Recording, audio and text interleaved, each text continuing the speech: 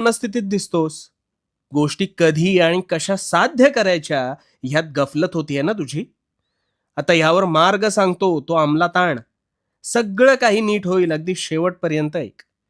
एकदा 2 मुलांना त्यांच्या गुरुवर्यांनी 2 किलोमीटर वेशीतील 7 प्रकारची फळं आणायला सांगितली आणि जो प्रथम कार्य संपन्न करेल त्याला गुरुकुल सन्मान देण्यात येणार होता. आता दोघांनीही फळं आणायला सुरुवात केली.